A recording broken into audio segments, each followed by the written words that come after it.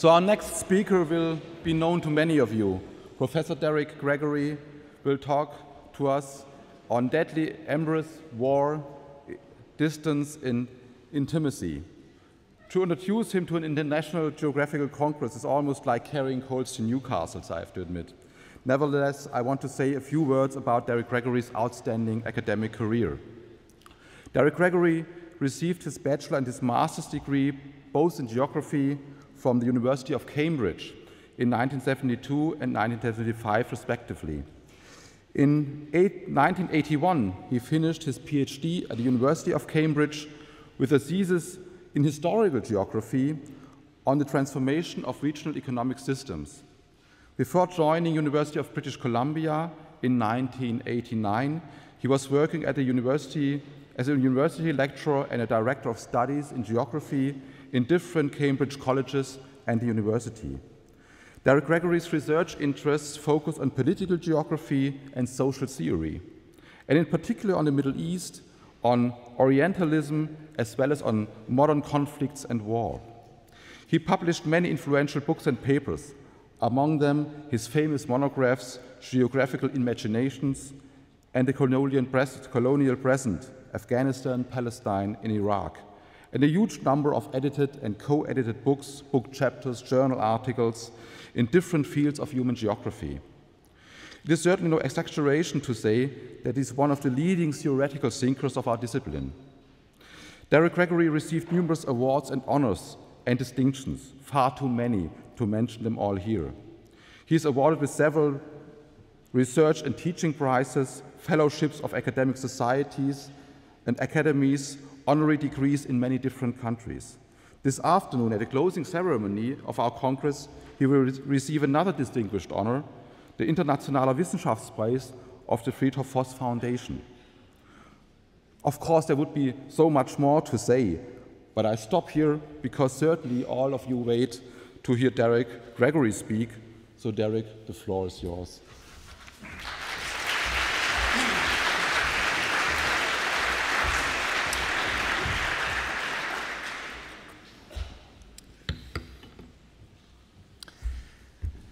Thank you, Boris, and thank you, ladies and gentlemen, for hanging on. It really is a great pleasure to be back in Germany and here in Cologne. One of the most dangerous conceits of the early 21st century is that it's become so much easier to wage war at a distance.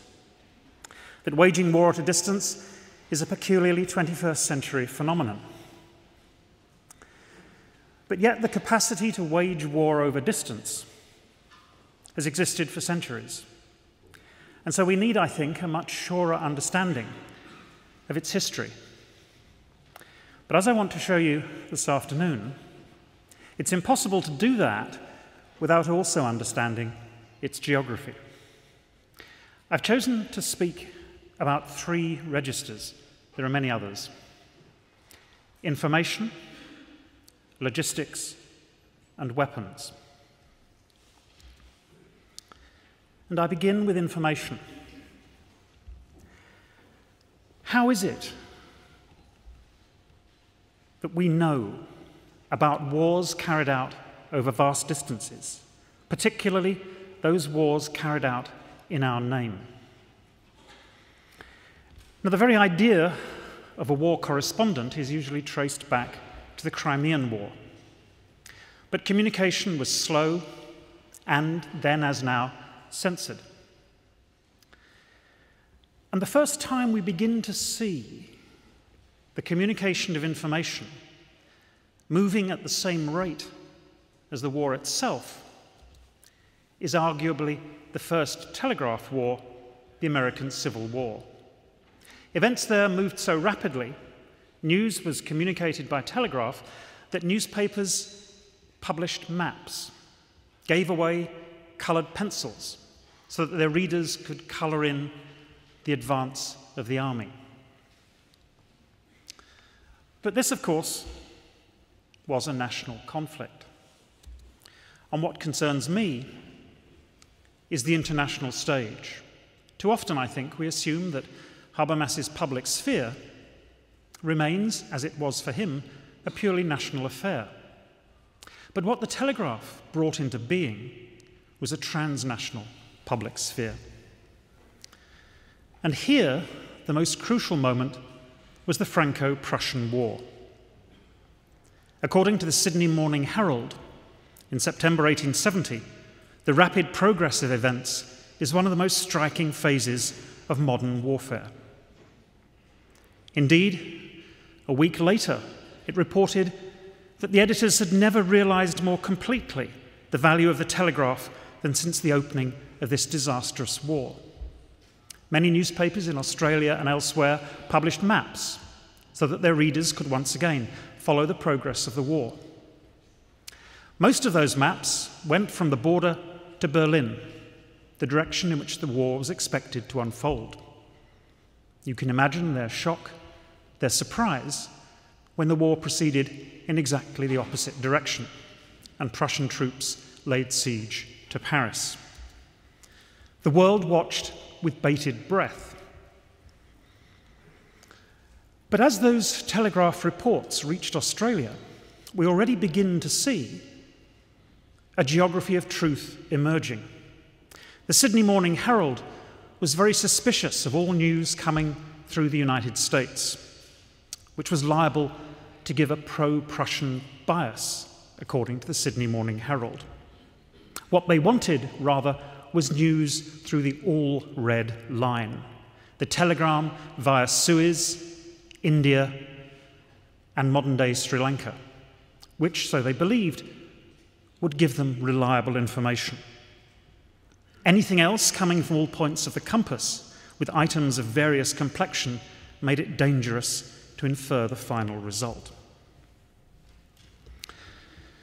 So what the telegraph gives us is a sense of immediacy, but a sense of immediacy which was mediated. Which reports were to be believed? Which reports were to be discounted?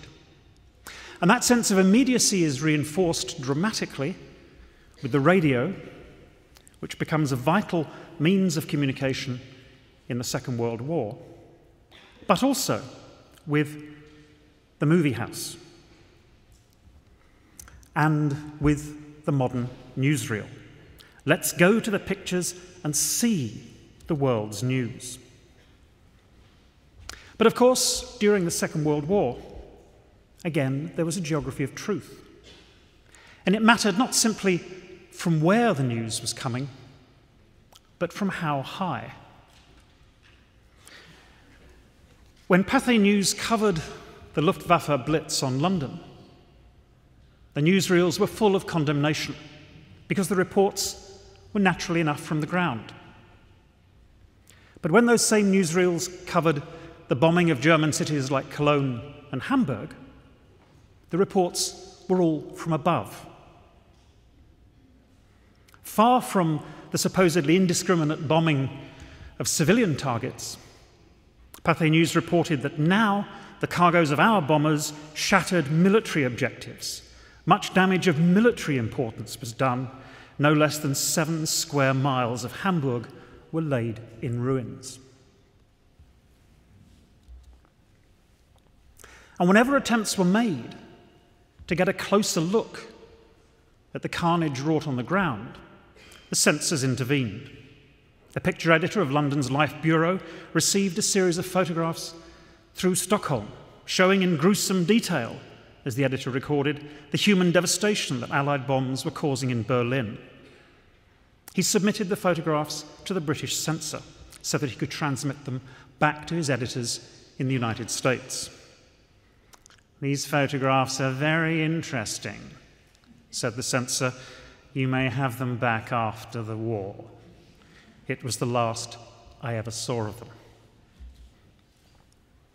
And these questions of immediacy, of truth, of point of view, reappeared during the television war, the living room war, Vietnam. They reappear again today. In an era which has been characterized by Andrew Hoskins and Ben O'Loughlin as the era of diffused war, a war in which the presence of the media in war zones is something that we've come to take for granted. Remember that the first British reporters that turned up at the Western Front in 1914 were arrested by the military and returned to Britain.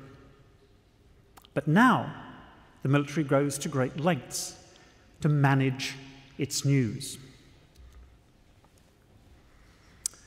Of course, militaries are not always able to manage the news.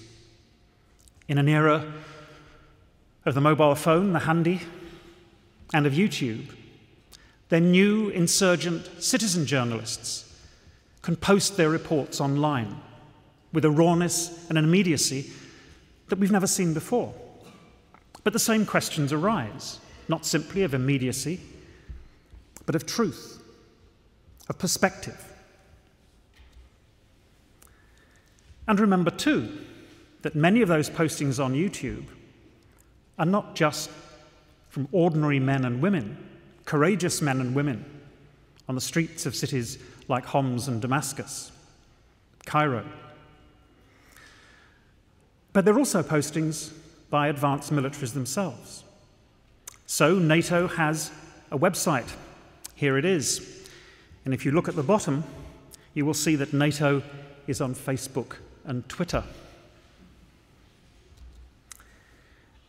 Now, all of this matters because when we start to think about the changing geographies of information, how we know about these wars being carried out in our name, what we see is an extraordinary convergence between the visual technologies used by the militaries themselves to conduct their campaigns and those same military technologies being used in media reports. All of the same questions arise, but in new and sometimes very stark forms. When people referred to the Vietnam War as the living room war, they meant that ironically. What they meant was that the American public treated it as background, something in the corner of the room to be switched off. And so there are very real questions, I think, about the ways in which different audiences around the world respond to this barrage of information. Back in the 19th century, during the Franco-Prussian War, or much earlier in the 20th century, the First and the Second World Wars, news was a precious, privileged commodity. People consumed it avidly, not looking for sensationalism, not looking for celebrities, though they were certainly looking for heroes, but looking for news. I wonder if that's still the case today. Have our attention spans contracted? Have we taken the ease with which news reports can flash around the world? Have we come to take that so much for granted that we care less and less about the violence that's being wrought in our name and all of those who suffer from it?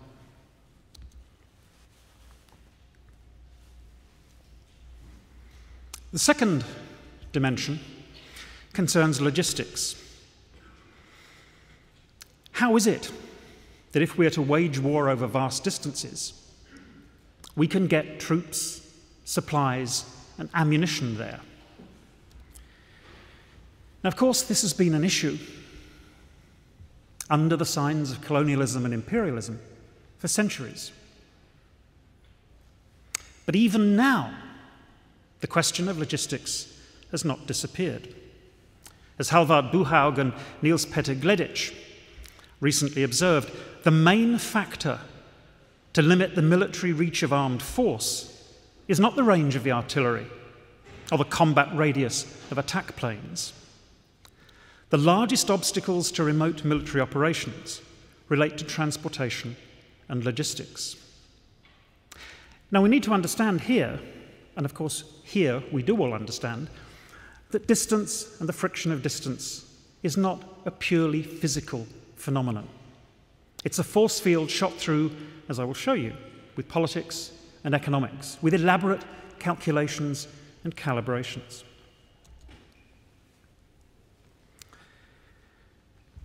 In a book which remains a classic in the field, military historian Martin van Creveld suggested that here the crucial moment was not the Franco-Prussian War of 1870-71, though you can see traces of what I'm about to say there.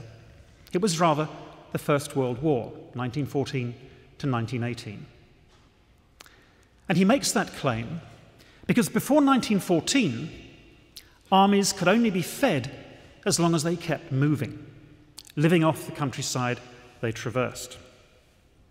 Even as late as 1870, the Franco-Prussian War, ammunition had formed less than 1% of all supplies. But in the first months of World War I, the proportion of ammunition to other supplies was reversed, so that it now became relatively easy to support an army while it was standing still, almost impossible to do so when it was moving forward fast. In a sense, as he puts it, the products of the machine, shells, bullets, fuel, sophisticated engineering materials, had finally superseded those of the field as the main items consumed by armies. Now, you'll appreciate that Krefeld is talking about land war. He's not talking about war at sea, war in the skies. And for the most part, he's talking about Europe, and these are significant limitations.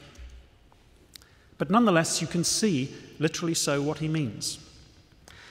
These are the empty shell casings and ammunition boxes, which represent just a small sample of the ammunition used by the British Army in the bombardment of Fricourt on the first day of the Battle of the Somme on the 1st of July, 1916.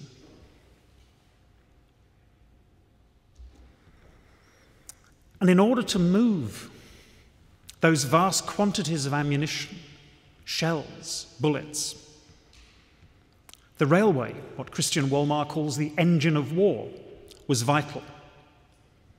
And so one of the reasons that the First World War came to a grinding halt, that so many men were scratching in the skirting boards of Belgium and France and Germany, was precisely because day after day, of course, fresh bodies could be supplied to the front lines and the trenches, but so too through these ammunition trains, through light railways snaking towards the forward positions, so too could the ammunition that killed them in such vast and terrifying numbers. Now, Krefeld argues that since then, in fact, even since the Second World War, the logistical burden has not been eased. Armed forces have not increased their operational freedom. That's not to say that nothing has changed. There is, of course, a much greater reliance on petrol, on gasoline. And increasingly, the business of supply has been outsourced to private contractors. But if we think about that conflict in Afghanistan that I was speaking about a moment or so ago, it becomes clear that even with all of the advanced technologies at its disposal, and despite the trivializing words of Thomas Friedman, the world is not flat, even for the US military.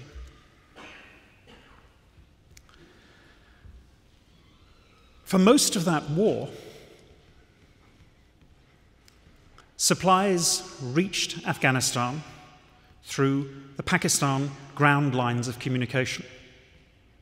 They would be shipped into Karachi, trucked overland to two main crossing points, the Chaman Gate in Baluchistan, leading west to Kandahar, and the Torkham Gate at the Khyber Pass, which was the shortest direct route to Bagram and Kabul. Now, of course, that supply chain was extraordinarily vulnerable.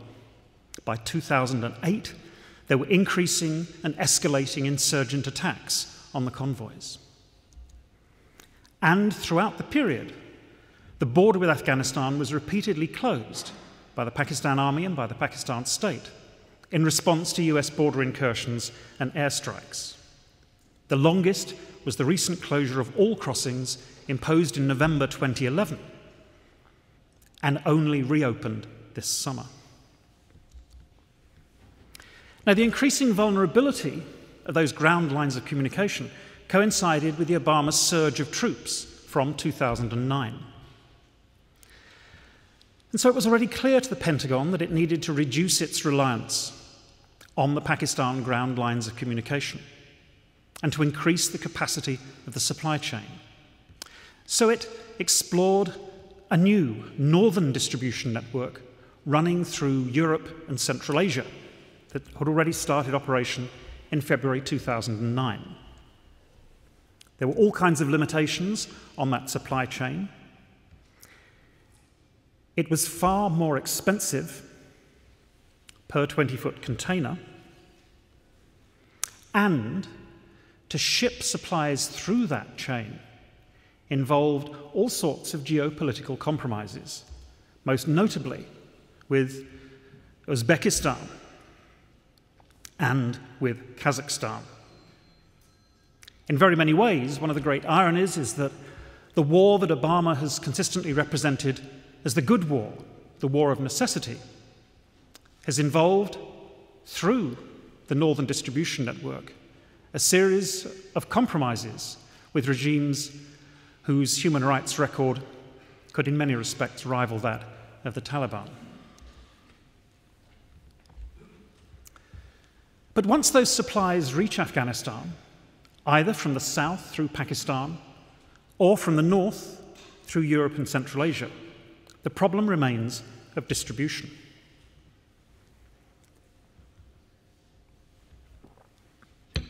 Virtually everything moves by road, but the supply chain has been privatized so that the movement of these vast convoys is not in the hands of the US Army, but rather through a series of private local contractors, organized through a contract known as Host Nation Trucking, worth over $2 billion. That contract provided trucking for over 70% of the total goods and material distributed to US troops in the field. That's roughly 6,000 to 8,000 truck missions per month. And the security for that supply chain wasn't in the hands of the US military either. It was outsourced. So that, as a congressional report concluded, security for the US supply chain is principally provided by warlords, who of course skim off the top of the contract. Now, the power of those warlords, regional and local, is principally derived from their ability to control security within a defined territory. In effect, the business of warlordism is to seek rents from those who would occupy that space. And in order to keep up the demand for their services, there's evidence that those same suppliers of security stage attacks on their own convoys to increase demand for their services. More than that, these same companies pay protection payments. And it turns out that those protection payments, which originate, of course, in the Pentagon and elsewhere among advanced militaries of the world, work their way through their own supply chain to the Taliban. That same congressional report concludes that protection payments for safe passage are a significant potential source of funding for the Taliban. Within the HNT contractor community, many believe that the highway warlords who provide security in turn make protection payments to insurgents to coordinate safe passage. They call it reverse money laundering. In other words, the Pentagon, through that contract, through the supply chain, is paying the Taliban not to attack them, in order that the supplies reach them so that they can then attack the Taliban. That principle of paying people not to attack you is something which perhaps the Pentagon could explore in rather more depth. You see then that even now in the 21st century, the world isn't flat, even for the US military. Logistics still matter. And you can see too, I think, that the friction of that distance is not a peculiarly physical matter. It's shot through with political and economic practices.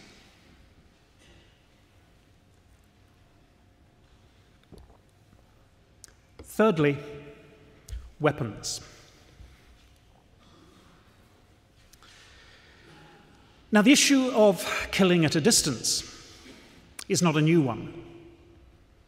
I can imagine how unfair it must have seemed to Goliath when David reached for his slingshot and felled him.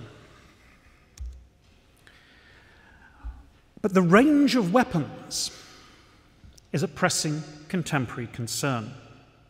Now, in Stephen Kern's wonderful account of the culture of time and space between 1880 and 1918, he turns our attention back to the First World War. In several respects, he points out, World War I was conducted at unprecedented long range. Not the short distance across no man's land, but the vast distance of the Western and the Eastern Front, and those multiple theatres of war. And it's true that the First World War saw the first systematic attempts to incorporate air power and air strikes into the conduct of war. And what that does is dramatically, desperately rewrite the geography of war. Because it means, these are scenes from the First World War, not the Second World War, that war is no longer confined to a clearly defined conflict zone. These are the results of bomber and Zeppelin attacks on Great Yarmouth and London and Sheffield in the First World War. But, as I don't need to remind anyone in this splendid city, it was in fact the Second World War, where air power was pushed to its very limit.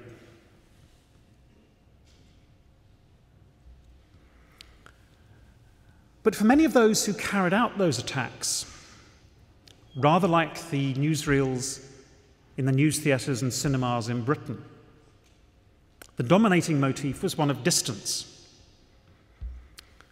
This is one pilot from RAF Bomber Command. It's one good thing about being in an aeroplane at war: you never touch the enemy. You never see the whites of their eyes. You drop a 4,000-pound cookie and kill 1,000 people, but you never see one of them. Another, those sparkling lights on the velvet background, remember we're talking about area bombing at night. Those sparkling lights on the velvet background, they weren't people to me, just the target. It's the distance and blindness which enabled you to do these things. It was much the same.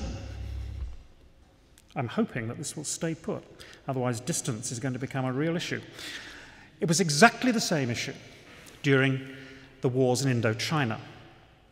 Here's a report of the New York Times, writing in October 1972, describing the crew of a B-52 aircraft flying over the rainforest of Vietnam. The crew knew virtually nothing about their targets and showed no curiosity. We're so far away, one of them explained, that it's a highly impersonal war for us.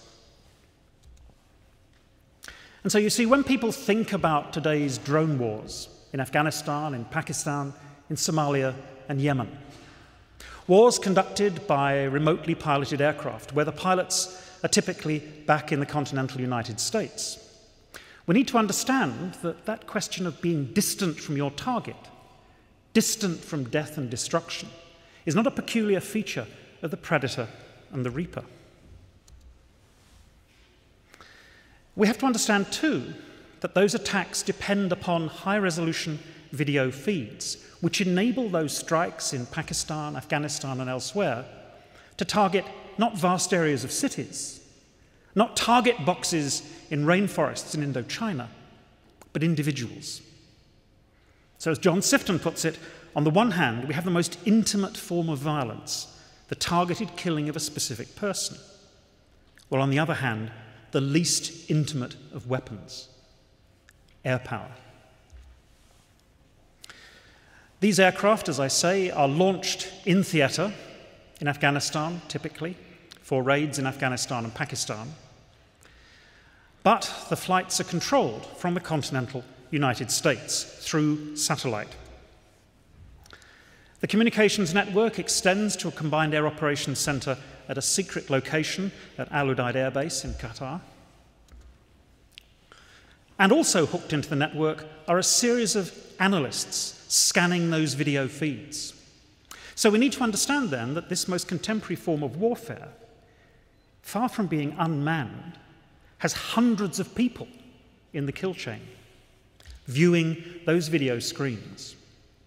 And the object of the exercise is not simply surveillance, because these are armed. Either they can launch their own missiles, or they can call in strike aircraft and remain on station throughout the attack. This is the video stream from a Predator firing a Hellfire missile in Afghanistan 2009. But I should tell you that the video streams now are much more high resolution than these rather grainy images released on YouTube indicate.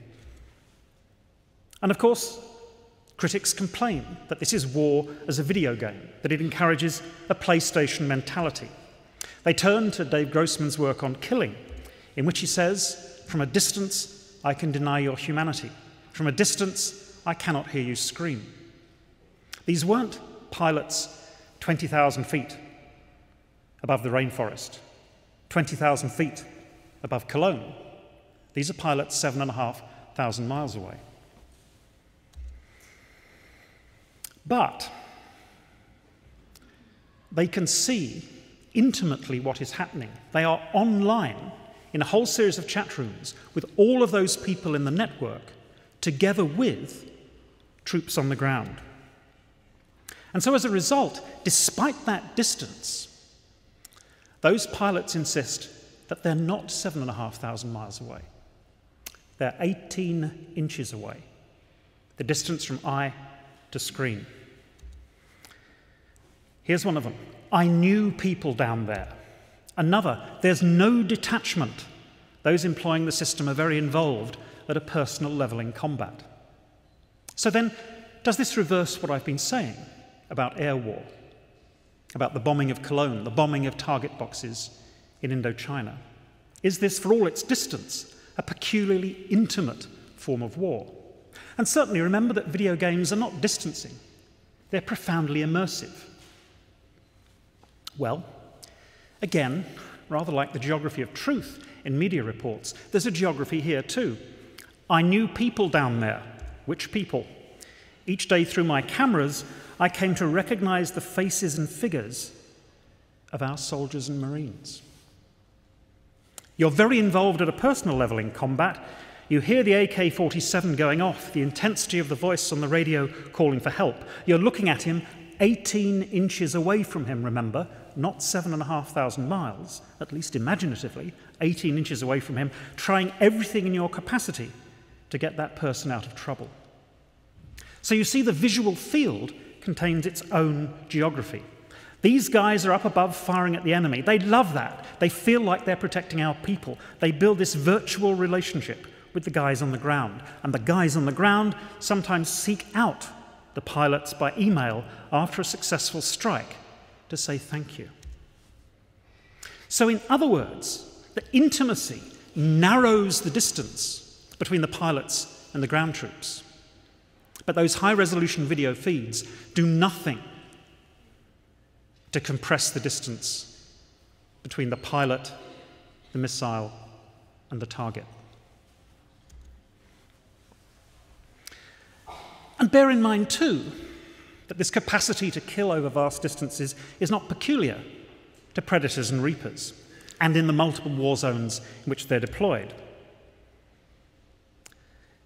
As people complain about Predators and Reapers, and I'm with them,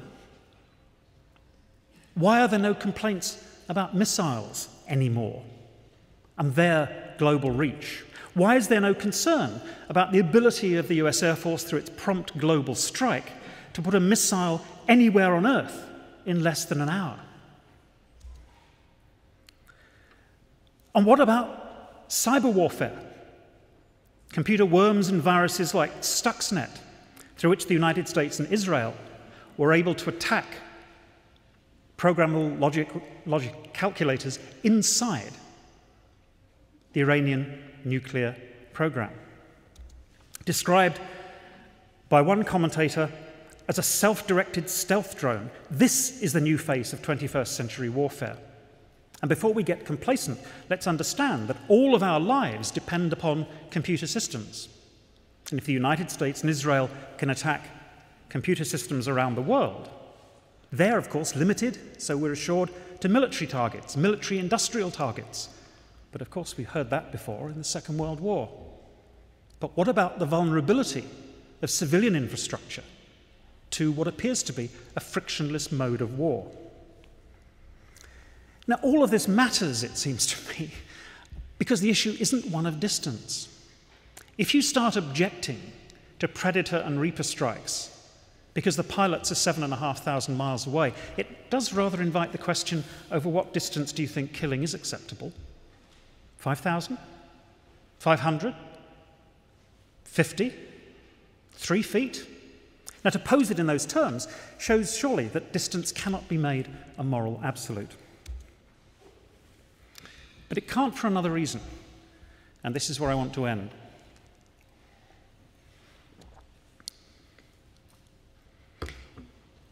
If we put together the elements that I've been describing, information, logistics, and weapons, what we see is the disintegration of the battlefield of conventional war.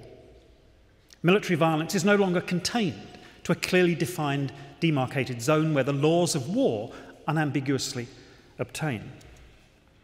Rather, we inhabit a world which is racked by what I call the everywhere war, in which violence can erupt anywhere without warning at any moment. On a commuter train in Madrid, a school in Gaza City, a poppy field in Helmand, or a street in Ciudad Juarez, where war is now intimately bound into the texture of our everyday lives. And if we don't want to call it war, then military and paramilitary violence. Moments of pure laceration that rupture the apparent calm and security of everyday life. And one of our most dangerous conceits is that this everywhere war is brought about by our capacity to wage war over vast distances. But as I've tried to argue, that capacity is a much more complex, modulated affair, historically and geographically variable. But more than that, one of the most dangerous contemporary conceits is that our wars are typically fought at long range, using precision weapons produced under the signs of science and the corporation that advertise the revolution in military affairs, while their wars, the so-called new wars, are typically fought at short range, using brutal and indiscriminate methods. But in fact, there are many ways in which even our advanced forms of warfare continue to be hideously intimate. Patrick Hennessy, who served in Afghanistan, writes that modern conflicts are not delocalized, inhumane, and digital. If we've learned anything from Iraq and Afghanistan, it's been that no war can be fought at a distance. The close combat with the Taliban in the green zone of Helmand or the Mahdi army through the rubble-strewn streets of Basra was as unpleasantly human and personal as war can be. In Afghanistan, in fact, 94% of all American casualties occur within 1 mile of the enemy. But out of that closeness, that proximity, emerges a certain intimacy. In her brilliant book, An Intimate History of Killing, historian Joanna Bork concludes that while technology was used to facilitate mass human destruction, death at a distance, it did very little to reduce the awareness that dead human beings were the end product. What is striking is the extent to which combatants insisted upon emotional relationships and responsibility, despite the distancing effects of much technology. Now, she's talking about the First and the Second World Wars, but I suspect one might say the same about Iraq, about Afghanistan, and elsewhere. That intimacy, and on occasion even respect, between the combatants. But to go back to where I started, is that true, I wonder, of the publics, of us, watching the news on video, on our computer screens, on television? This comes from a blog by a courageous young Iraqi woman, Riverbend. She blogged in English, she told me, because if she blogged in Arabic, only the Arab world would listen. If she blogged in English, everyone else would listen, but because they're so educated, so too could the Arab world. Don't Americans realize, she wrote, that abroad is a country full of people, men, women, children, who are dying hourly. Abroad is a home for millions of us. It's the place we were raised and the place we hope to raise our children. your field of war and terror. And so I suspect that one of the challenges for geography is to capture that relationship between war and violence that's conducted in our name, often far away, and our own lives in relative comfort and security. Martha Rossler showed that in a brilliant project during the Vietnam War, which she restaged during the Iraq War. What she did, as you can see in these images, was restage that war inside the American domestic interior. And one of the challenges for a genuinely critical human geography is surely to explore those multiple connections between here and there. Not simply as a grand theoretical or technical exercise, though we have the means to do that, but also as a political and a profoundly ethical imperative. And the need to do that is captured in this remark by John France. We need to do that because if we don't, we diminish ourselves, not just our sense of geography, but our sense of who we are. And if we don't do that, those distant wars in distant places have a habit of creeping up on us and destroying us too. Thank you.